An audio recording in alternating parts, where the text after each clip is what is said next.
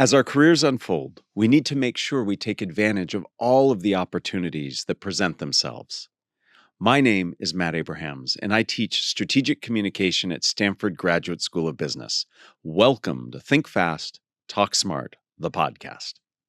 Today, I am super excited to chat with Maggie Baird. Maggie is an accomplished actress of stage and screen, as well as a voice artist. She's made significant contributions as an improv teacher at the Groundlings Theater in Los Angeles.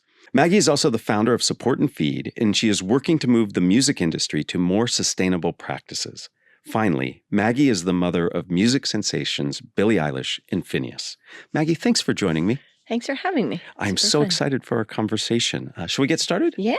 Excellent. You are somebody who has changed the focus of your career many times, from stage acting to film and television to teaching and songwriting, and to being an advocate for social change. Looking back on the various changes in your career, do you have any insight and guidance for our listeners who might be contemplating making changes in their careers? Yeah, it is funny. I have done many things, Yes. but I never approached any of them as a career change. They never were like, I'm going to now do this. They were all organic, and they all just came out of new interests and new experiences. And I think that, I once heard that, even if you look at the 10,000 hours model, which would take like, how 10 years, right? You could have 7 or something. And I'm not sure I ever have reached the 10,000 hours or the mastery of, certainly of some of those, but certainly not all. But I think you just kind of let your passion lead you and your opportunities lead you, and not be. And that's really an improv thing too, really like, don't walk by your scene. You know what I mean? Like, don't be so intent of like, I have to get from here to here that you miss all these exciting opportunities along the way. Right. And of course, sometimes that's not true. Like, you have a goal and you have to keep out distraction, but sometimes those distractions are just passions, and they are worthy of your attention as much as anything. Yeah, so staying open to possibility and listening to what's driving you in terms of your passion. Yeah, and everything just came out of an interest, I was like, oh, I find this interesting. How could I do more of this? And I don't feel like I've ever fully stopped the other things, I'm still an actor technically. I'm still, those things are still in my life. Right. They just didn't shut myself off to other things. Right. And I think if I'm good at anything, it's sort of good at kind of, of learning a new thing. And I think there are people for whom their whole life is dedicated to one subject, and that is such a compelling subject. But for other people, like, what I like is kind of learning something new and taking on a new challenge and seeing how I can incorporate that into my life, and how can I be impactful. Right. And many of the things I've taken on involve teaching, which I think is a really normal progression. If you love something, you want to show somebody how to do that, Right. That's and I definitely want to talk about your approach to teaching and what you teach. I'm curious, before we leave this notion of changing careers, one of the things that many of our listeners struggle with is they've changed their careers. How do they communicate that to others? You've had so many different careers. Is there anything you do or think about when you actually talk about what you're now doing versus what you did before? That's a very interesting question. I mean, I'm not in a kind of field where you have to have a resume. And even now I'm I work largely in nonprofit space, and I'm the founder though, right? I'm not the person who has to apply for the job, and show all your experience. Right. So I don't generally find myself in a way where you have to talk about it, but I do think that in all careers there are so many things that you do that apply to the next thing you're going to do. Right. And I don't think you should ever discount what you've done before. Right. Like let's say you love, whatever you might love. Let's say you love the music industry, but you're not a musician. Right. There's 1,000 careers in the music industry that would allow you to be around music and musicians all the time. So whatever you have, you can sort of bring to the next phase of what you might do. So I think sort of don't discount your experience. Right. And don't assume that it, I mean, other people may be less likely to cherish it as much as you do, but you can value it. You can be aware of all the, I mean, certainly parenting, it, involves every skill set under the sun. So yeah, take what your previous experience into account and don't undervalue it. Yeah, I think a lot of us put it behind us for whatever reason, and we do discount it. And I think that's important for us to maybe connect the links or link for others how what we knew then is leading us to what we're learning now.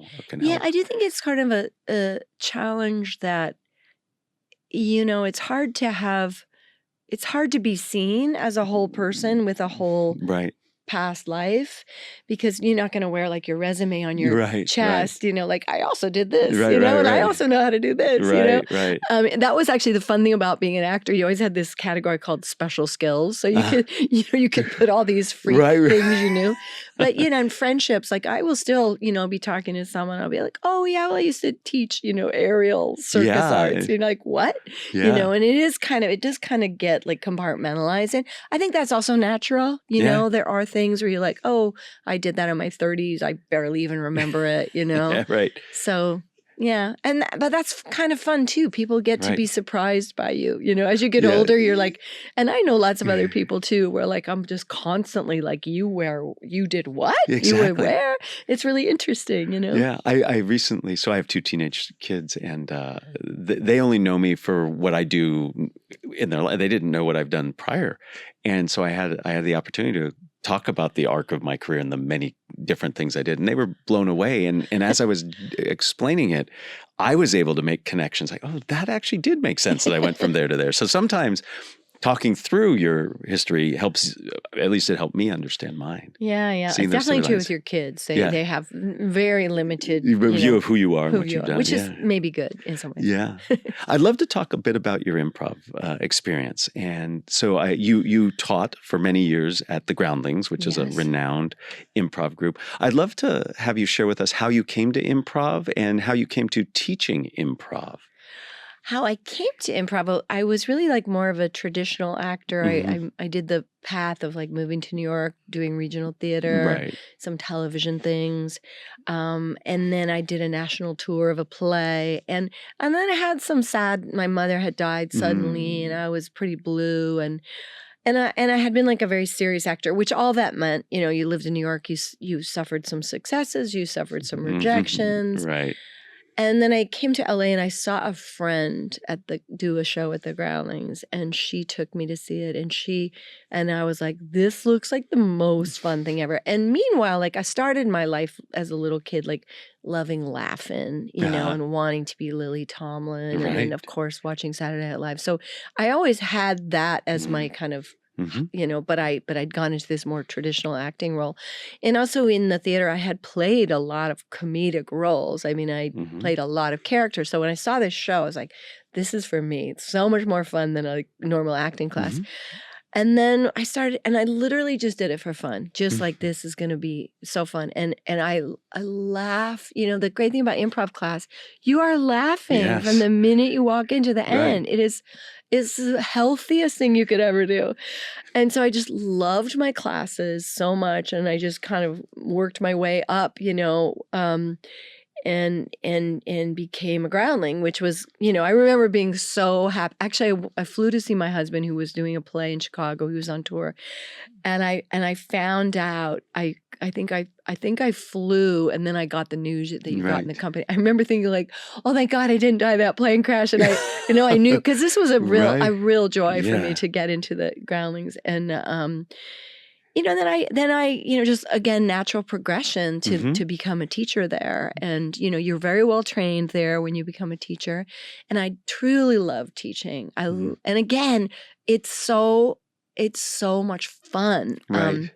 But something really unlocked for me when I became a teacher. First of all, I would say that as an actor, as trained as I was as an actor, very experienced, I think the Groundlings was more important for me in many ways for like certainly auditioning. Like I remember having to do a job. I did a job for the X-Files, and The audition was, you're a psychic and you start speaking in tongues and have your forehead pulsing and you have a seizure.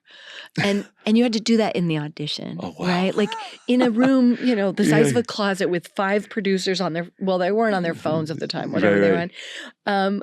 And, to have a seizure and speak in tongues and like, crazy. And I thought, and I got the job. Yeah. I think the funny thing is when I went into audition, some producer had to leave the room because he had an emergency. And of course, they probably didn't think I was going to get the job. And then I did my audition. They were like, "Oh, wait!" And they brought the person back. I had to do it again, which is, that's the kind of weird humiliation of being an actor. But I think it was really the groundlings more than anything that made me like be able to commit to that and do that, even in like a serious show. Yeah. So then teaching, I just felt like it was like this, first of all, a blast. And second of all, improv is so popular now that nobody needs to hear me say it. But at the time even, I just felt like this is kind of everything you need to know. Mm-hmm. And in fact, when my kids were little, somebody in our kind of homeschool world said, "Hey, I saw your picture on the wall of the Groundlings. You were an improv teacher. Would you teach classes for us?" And I was like, at the time I thought, I don't want to teach kids because, Hollywood, whatever. Right. And then I said, well, let me try it out and see what I think. And so I started teaching kids and I thought, oh, this is almost everything you want your child to know, right? Like work together, make eye contact, listen, say yes, think on your feet, commit. Yeah. It just was, I was like, oh, this is actually the perfect thing to teach kids. Absolutely. So, yeah. So again, I'm hearing a theme in your life where you do something and then you get really interested in it and then begin teaching it, which I think is awesome, and it makes you a better teacher, which I want to come back to. Well, but also teaching really changed me because as an actor, I had done big character work. I did Noises Off. I did plenty of characters. But as a person, I was always pretty shy. Oh, and, a little pathologically shy, like scared to go into a party kind of feeling. And I discovered teaching improv a side of my personality that was radically different. Like I realized, when you're in a teaching position, they are looking to you as the expert, and you, in fact, are the expert. Right. And the kind of confidence and you can be funny. And also when you're teaching improv, you've got to make stuff, you've got to improvise all the time. Yeah. Because you're constantly giving them examples. Like, oh, when you did this with this, you could say this. And, and you're literally improvising all the time.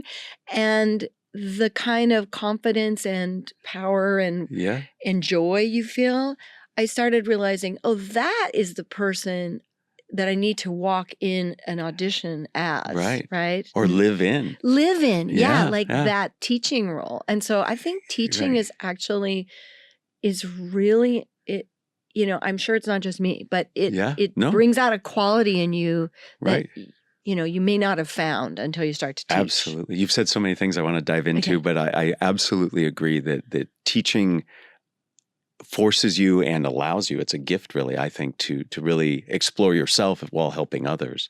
And you get much better yourself. Oh, absolutely. You learn so much more by teaching. Yeah. Absolutely. As somebody who's been teaching for decades, I absolutely agree. I want to go back to talk about improv, but I also want to come back to this notion of you as somebody who is shy. And many of the people who listen to us have issues around communication and anxiety. And then I want to come back to teaching as well. We have talked a few times on this show about improv and the value that the improv mindset can bring to just being a better communicator. And I want to be very clear that improv is not just about being funny. In fact, that's a byproduct, but it's really about a way of being. And I'd love to hear your perspective on that, and then any connections you've made between how improv has helped you and those you've taught to be better communicators in general.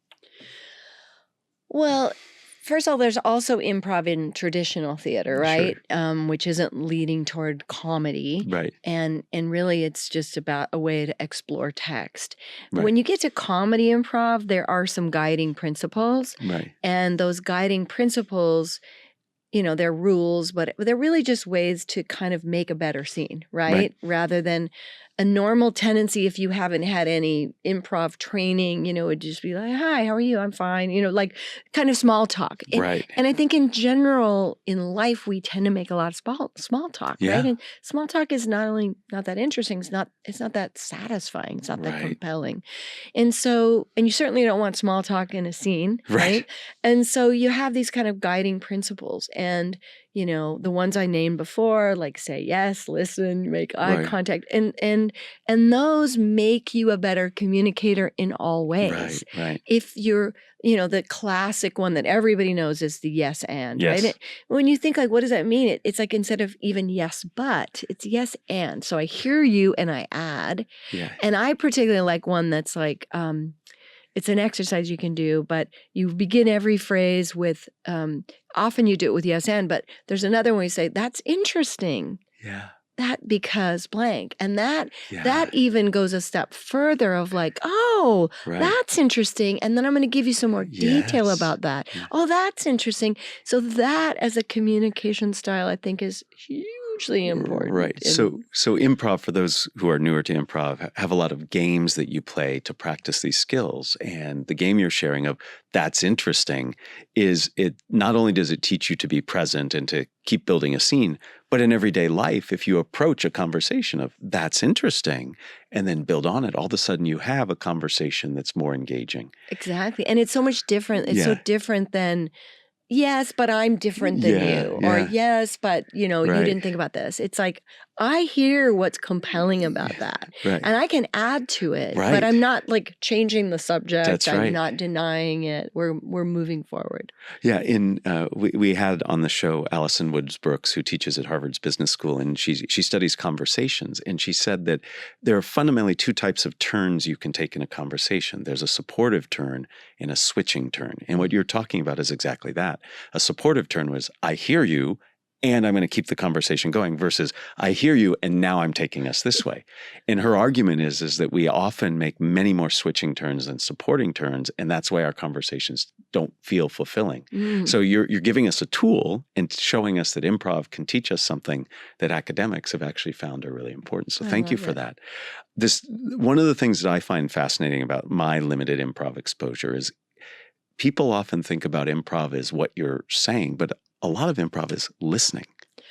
Absolutely. Listening. And we talked about this earlier about like, what is the physicality? And listening and observing, right? Because when you have a script and in real life, if we have we're in the kitchen and we're cooking and the other person's, you're talking and you have all the, but, and in a play, you can stage a play because you can say this person's at the fridge and this person's here.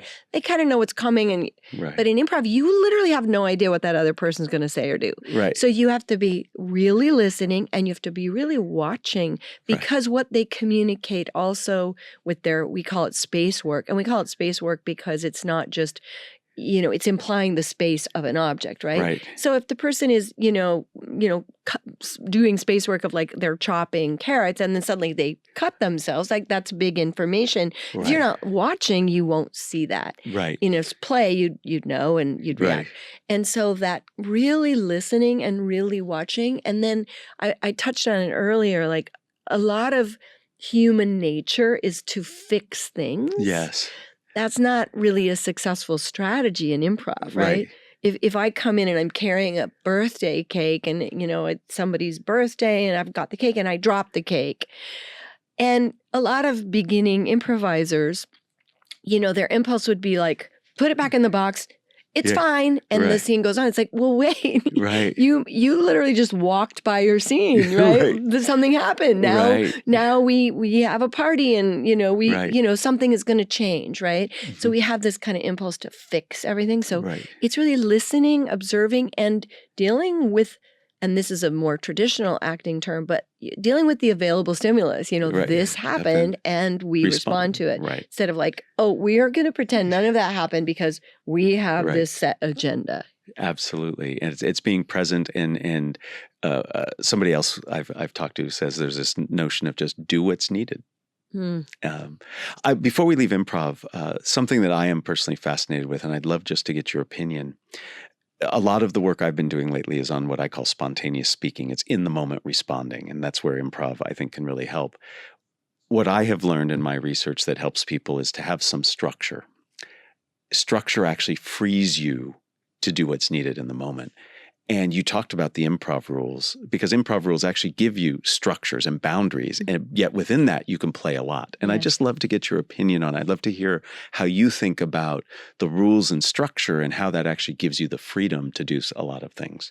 Well, for sure in improv, you have all these games and I actually like games. Not all improvisers like them. I like them for that very reason. First of all, I think they're fun and funny. But like if you get the constriction of that everything starts with the next letter or it can't use the letter B or something. Or only questions. Or only questions. It's like, it puts your brain in a different place, which is fun and challenging. And then it also takes away the stress. In a way, you're so focused on that you can just be freer in this other way. And I think that's kind of what you're referring to. Right, exactly. And like having a boundary here allows your brain to relax over here. Right, exactly. And this is a bit of a segue, but that's where like I love nonviolent communication by Marshall Rosenberg. Like that has been super important for us because that little structure of thinking of things as observations, feelings, needs, requests, which is the basic. Yeah. It just helps me think, it helps me. I'm not just like in a vast sea of what do I do now? I go, okay, I can think of it this way. Right. And then of course in improv, you almost always have some kind of a suggestion, but sometimes it can be very, very loose, and you don't have so much to keep you in the structure. So if you're familiar with those guidelines yourself, so they're not imposed by the audience, they're just imposed by your knowledge of like, this is how. These are the things I should be watching for, and then you can always break a rule when it works, But it gives you a path, and you can choose to go down that path or not. And I don't want it to go unmentioned that you very deftly connected improv, which many people see as playful, to something that's very serious, which is talking about nonviolent communication, and how similar ideas of structure and frameworks can be very helpful. And I appreciate that. And I find those frameworks very helpful. I would like to return back to the notion that you were somebody who was very shy. And that you found, and I think many people hearing like, but she's an actress, but she's done, and yet you found ways to manage some of that shyness. And I'd love to just hear your reflections on how you've done that, because many people I know who listen to this and who look at communication feel very nervous and anxious. Do you think some of it had to do with the roles you played, the role of teacher, the role you took? Did having that role give you permission to be more confident? Yeah, interesting. Shyness, it's such an interesting subject, because when you have the feeling, you know what the feeling is inside your body. And sometimes you're more successful about faking it than others. And sometimes it's literally, like sometimes I have to go to a social event, and I did last week. I went to a social event. It was wonderful. I knew I would enjoy it. I had to remind myself I'd be happy I went, because the entire way I was like, I want to go home. I want to go home. I don't want to go, you know? Yeah. And that feeling of like, I don't want to interact. I don't want to be awkward. I don't want to do this. I think at this point in my life, I've had enough life experience to just go, you will survive, and you are kind of acting. And I think in the beginning, I'm not alone. A lot of people become actors because they are uncomfortable in their own, and they feel more comfortable and more empowered being someone else, which is why I love the Groundlings, because the Groundlings is very character-based. Other improvisation companies are more idea-based, but the Groundlings is very centered in character. And for me, that's liberating. Because if I'm someone else, I can say almost anything. But me, I couldn't be funny. And that's what I found in the theater too. Like I could be really funny in that character. So taking those into my own life. And so like even today, I'm kind of playing a character in my world. I'm playing the person who, you want to have on your podcast. You're the expert. I'm the expert in these things. But that is somewhat of a character for me, you know? And I think as you go along, and again, the teaching really, really helped. Right. I think developing expertise definitely helps, right? Yeah. When you're like, I actually know that, Yeah. I actually have something I really want to say. Yeah. It's when the need to say it is more powerful than the desire to not, That's very profound. Right. And I think that's very profound, that when your urge to say it and your feeling of how important it is outweighs all the inner communication and the barriers that get in the way. And I really like that notion of find something you're expert in. And it doesn't have to be something huge. Just find something you're an expert in. And that gives you a right, a platform, and a reason to communicate. I like that. I guess I would elaborate too, that when I look back, it may not even be expert. It's that you're interested because, for example, I led a lot of book clubs for my kids growing up. And I'm not an expert in literature, but I was interested, right? So I could develop questions and ideas and games that we could play around the books. And I was learning as much as they were. So it didn't even take my expertise as much as my enthusiasm for the subject and to learn. Because you could be the person who's like, I'm not a great gardener, but I love it. I'm going to organize a group and we're going to bring in guests that are expert and my passion is going to lead me through. You don't have to falsely be an expert or be intimidated by it because it is the passion and the... Right. So the passion, the curiosity and interest can lead you to that same place, which is really fascinating. So I've been a teacher for a long time, but I only teach one or two things. You have taught lots of things. You've taught acting, you've taught music, you've taught aerial acrobatics.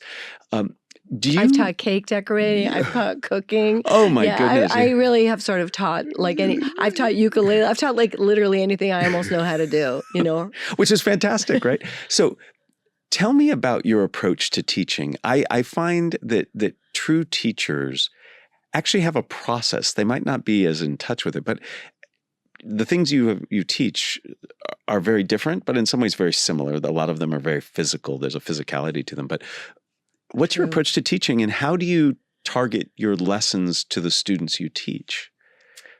Well, first of all, my father was a teacher. My brother was a teacher. And he was also a congressperson, and my other brother's an attorney. So we're all kind of, in the same, I think it all kind of stems from the same guiding principles. Sure. Funnily, even though I sort of threw that word out, expert, I think one of the things that's made me a good teacher is that I started as very much not an expert. So I really remember what it's like to feel like, oh, this is what made sense to me when somebody taught me this, or this is what really didn't make sense to me when I got taught this. My aerial circus might be the best example because I had been a dancer, but when, I was a mom, I was, had 2 kids, it wasn't my healthiest time. And so when I started, I couldn't do anything. I couldn't climb 2 feet up the silks, And so I have a very strong kinesthetic experience of what are the things that helped me and what are the things that made it possible for me to do it. So really when I'm teaching, I try to think about what would of course this is if you're teaching a beginner, right? Sure. What does a real beginner need to know that, and I'll tell you this, the better I got at aerial, sometimes the less good I got as a teacher because you kind of forget, you forget oh, that's really hard to do 10, shrugs or something, you know what I mean? So there is something to really maintaining a memory of what it's like to not know. Right. And to not assume people do or should know, but not to be patronizing or condescending, right?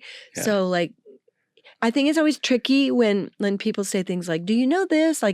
Because people can feel embarrassed, or you throw out terms too much that you're, someone said this to me at the beginning of our nonprofit, which was extremely helpful. Don't use initials for don't acronyms. Yeah, acronyms, exactly. Don't use acronyms. Say the whole thing because it makes people feel dumb when they don't know what it is. Happens to me all the time. Still, I'm on Zooms and I'm putting in the chat. What does that mean? I don't know, and it makes you feel stupid, right? And so you really don't want anyone to feel stupid for not knowing anything. Right. You don't want to put them on the spot. Like, tell me what you know about this. Like, and then they're just on the spot, you know? Right. So that is like a real tenet of it is like assume that feel generous about somebody not knowing. And you know, it's a pleasure to be able to. It's and it's a true privilege to teach people. It is. And I hear you saying several things there. One is having some empathy and reminding yourself of what it was like to be a beginner.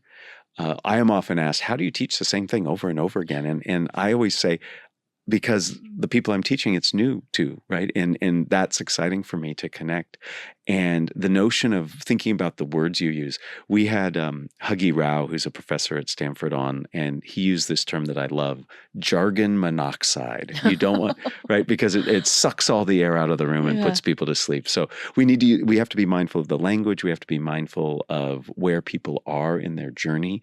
And we have to remind ourselves that it's a privilege. And I heard you say all those things. And that's fantastic. And you've done an amazing job teaching us so far. I'll also add that joy, obviously, your passion and your joy needs to be part of it. You know? Absolutely. I went to college and I, wanted to be an actor. I was a dancer. Right. And I didn't know where you went to do it. I went to college as a dance major, but and I did one of those things where you like can skip a lot of classes, right? You take a test or something. And I took an American history class, kind of out of, I really only went to college. I was going to take the classes I want, and then I was going to leave. I took this American history class and I loved it. And I loved it for one reason, the teacher. The teacher was so passionate. Right. And my husband talked one time to like a colorectal surgeon or something. Yeah. And he said, just out of curiosity, like, how do you get into this profession? And he said, I had a teacher. A teacher who was so passionate about it that it opened my eyes to how exciting and and so it's really the passion that you show when you teach that excites people and they go like, oh, this is fun. Right. Absolutely. 100%. I think if you bring your passion and energy, you can have a big influence. And teachers do have big influences, not just on what they teach, but how they teach it. You are also trying to exert your influence in many other areas. Among your many credits is you're the mother of Billie, Eilish, and Finneas. And you are actually actively trying to change how the music industry approaches some things as in sustainability and other things. How do you deal with the challenges of confronting an industry or in the case of our listeners, their bosses or their organizations, to get them to change in a way that you support without getting confrontational, combative? What strategies do you rely on to help you affect change?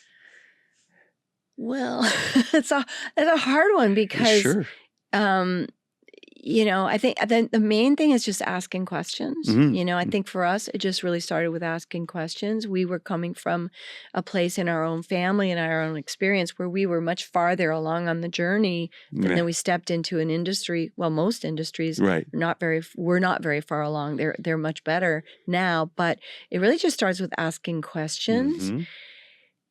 I don't know, like I think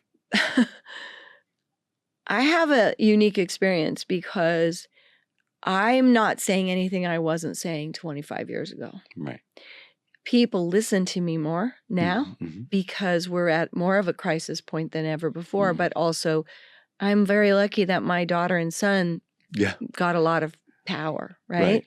And so I literally saw the change between nobody listening to you and people listening to you.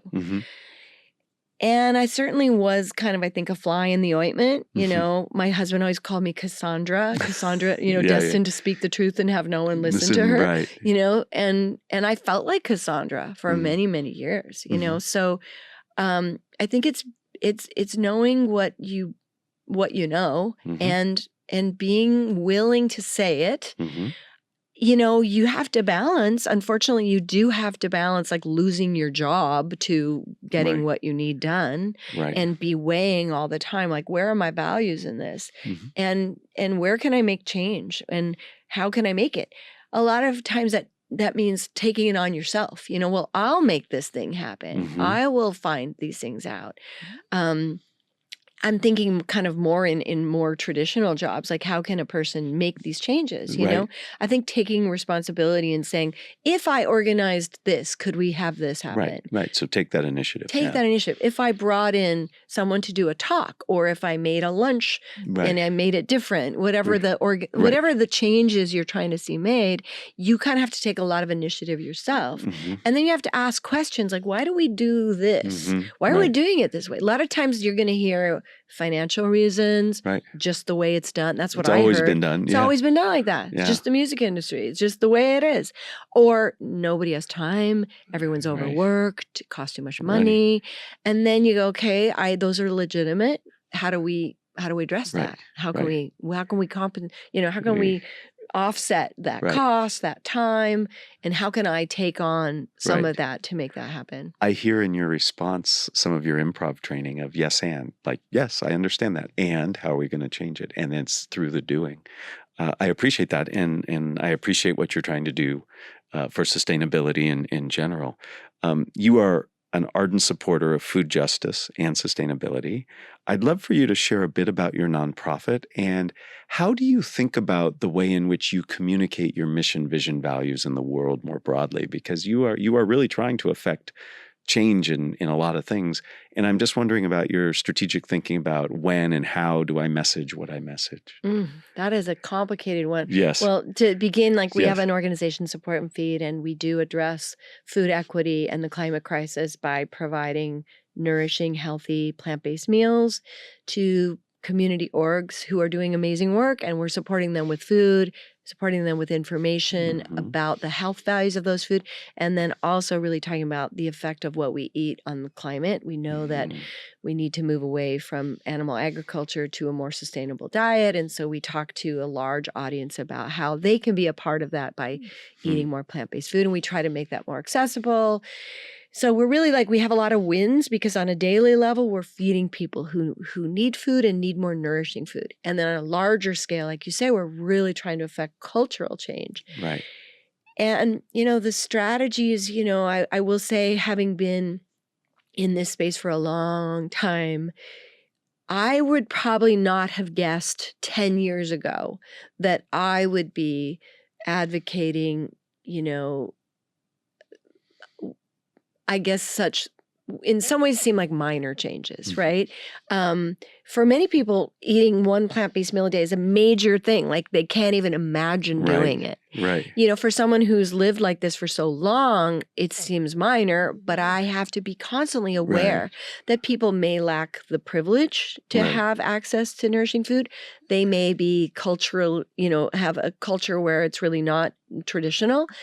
They have also been indoctrinated by 100 years of advertising and dis and misinformation. So given all that, we have to come from a place of positivity. This is hope. This is where you can make a difference, and your small action does matter. And it's just simply not effective to be hot. Even no matter what your belief is, how strong your belief in it and how right you are. And often, people who take on activism are right, fully right. Unfortunately, or fortunately, just does not work to be hostile, right? No matter how right you are, you have to come from a place of open-heartedness and positive and appreciation. Yeah, and collaboration. Collaboration is the 100% name of what we do at Support and Feed. Is part of our name, literally. Right. It's like radical collaboration. Right. Well, I like that. I like all that. Boats rise, radical collaboration, meet you where you are. Like they're all in there. Yeah. And it's just essential. Right. So meet people where they're at, target your messages, and understand that there are a lot of reasons why people do what they do. And it might not be because they're bad people. Yeah, it 100% is probably not because they're bad Right. people. There's a few bad people out there. We know that. But Right. yeah, it is. You got to see where they're coming from. How did they get where they are? And how can you move them in How a direction? can you move Right. them? And unfortunately, now more than ever, and it's the number one subject in the world is disinformation. Oh, absolutely. And unfortunately, Yeah. it's everywhere. And it's certainly in the case of food and food equity and climate Right. change. There's tons of disinformation. So now you have an extra added problem, barrier. Yeah. This has been such a lovely conversation. We've covered so many things. I like to end these talks with 3 questions that I ask people. One I make up, and then the other 2 are standard across everybody. You willing to answer some of Sure. these? Excellent. Yeah. So the question I'd like to ask you that's specific for you is, what do you think the next career change is going to be? You've had so many. Is there something that you're really interested in that you think might be the next step? That's so interesting. Well, I feel like kind of at my age and with the situation in the world, that addressing the climate crisis is at the fore of what I imagine the rest of my life being. I don't see the fact that any of us cannot be talking about it. We all need to make this career change. We literally do. Everyone, yeah.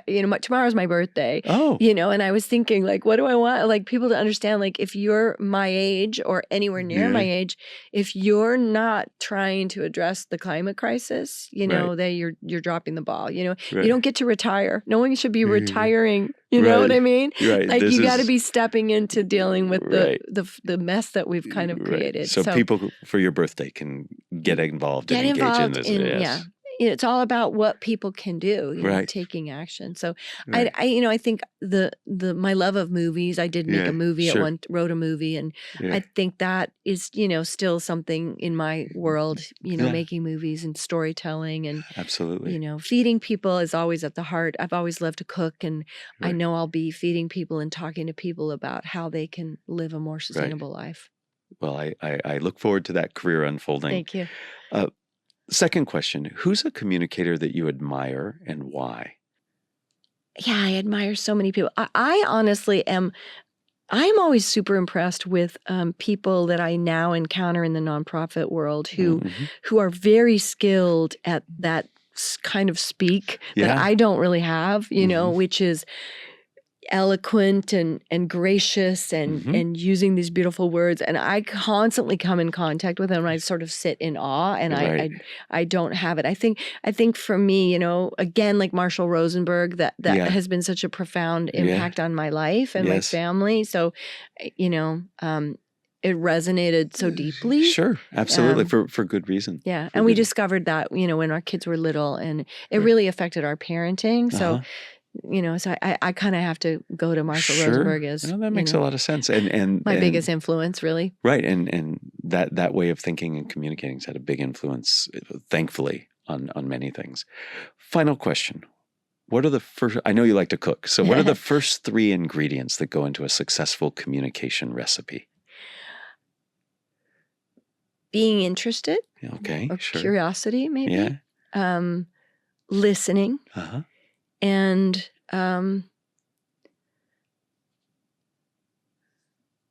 we've touched on these already, but I don't want to say yes because that's not really right. But listening for the support you can give to the conversation. Okay, I like that. So it's almost like being empathetically open, right? You're open and want to see where you go next. What a lovely recipe. I think that would turn out very nicely. Maggie, it has been a true pleasure speaking with you. Your insights on not just careers, but teaching and the value of improv, so helpful. And I wish you well, and I also wish you a happy birthday. Oh, thank you so much. Thanks for having me. Thank you.